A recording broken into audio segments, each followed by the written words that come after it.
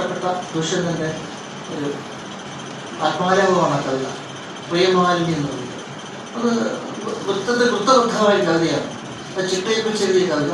പക്ഷേ അതിനകത്ത് ദുഷ്യന്തൻ്റെ വിരഹാകുലമായ മനസ്സിൻ്റെ തുടിപ്പുകൾ പിടിച്ചെടുക്കാൻ കവിക്ക് പൂർണ്ണമായിട്ട് കഴിയും. അതുപോലെ തന്നെ ദാശരഥൻ. ഇങ്ങനെ ഈ നമ്മുടെ വിഷപ്രശസ്തങ്ങളായ കാവ്യങ്ങളിൽ നിന്ന് തിരഞ്ഞെടുത്ത മുഹൂർത്തങ്ങൾ, ആ മുഹൂർത്തങ്ങൾ കടഞ്ഞെടുത്ത് ഉണ്ടാകുന്ന ഒരു അനുഭൂതിയില്ലേ, ആ അനുഭൂതി പകരുന്ന രണ്ട് കവിതകളിൽ സമാഹാരത്തിലുണ്ട്. പ്രിയമാലിനിയും അതെ, ദാശരഥവും അതെ.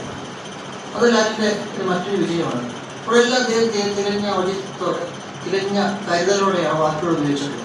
നേരത്തെ പറഞ്ഞാൽ അദ്ദേഹത്തിൻ്റെ ഈ പദനിഷ്ഠ എന്നൊക്കെ പറയുന്നില്ല, പദസ്ഥൈര്യം എന്നൊക്കെ ഒരു ആൾക്കാർ പറയുന്നില്ല. അത് അപൂർവമായിട്ട് മാത്രം കാണണം. പുതിയ തലമുറയ്ക്ക് അവരില്ലെന്ന് തന്നെ പറയാം. അത് അദ്ദേഹം ഒരിക്കലും ഭാഷാപരമായിട്ടുള്ള പിഴവ് സംഭവിക്കാറില്ല.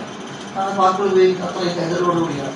ഇതൊക്കെ ഒരുപക്ഷെ സമാഹാരത്തിൽ താരതമ്യേന ഉൾക്കാരം കുറവായ കവിതകളുണ്ടായിരിക്കും, ഇല്ലെന്ന് ഞാൻ പറയുന്നില്ല. എല്ലാ കവിതകളും ഒരേ സ്ഥായിലുള്ളതാണെന്ന് ഞാൻ പറയുന്നില്ല. കാരണം ദുർബലമായ കവിതകളാണെന്ന് ശരിയാണ്, ഒഴിവാക്കാവുന്ന എല്ലാവർക്കും. പക്ഷെ അപ്പോഴും അതെ, ഇല്ലാതെ ഈ ഭാഷ ഉപയോഗിക്കുന്ന കാര്യത്തിൽ അദ്ദേഹത്തിന് ഒരിക്കലും പിഴ പറ്റാറില്ല. അത് കവിയെക്കുറിച്ച് പറയാവുന്ന ഏറ്റവും വലിയൊരു കോംപ്ലിമെൻ്റാണ്. അതുപോലെ അദ്ദേഹം ഒരിക്കലും ഏതെങ്കിലും ഒരു കവിയുടെ സ്വാധീനത്തിന് വഴിപ്പെട്ടാൽ എനിക്ക് തോന്നുന്നില്ല.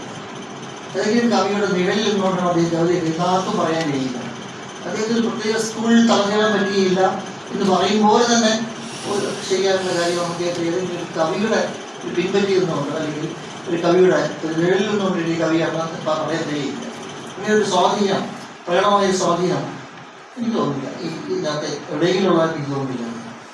വേണമെങ്കിൽ ONV-ആയിട്ട് വേണ്ടി ബന്ധപ്പെടുത്താൻ അപ്പുറത്താണ് ഒരിക്കലും ഒരു കവിയുടെ ഒരു സ്വാധീനം ഏറ്റുവാങ്ങി ആ രചനാരീതി പിൻപറ്റി നടന്ന കവിയാണെന്ന് പറയാൻ സാധിക്കില്ല.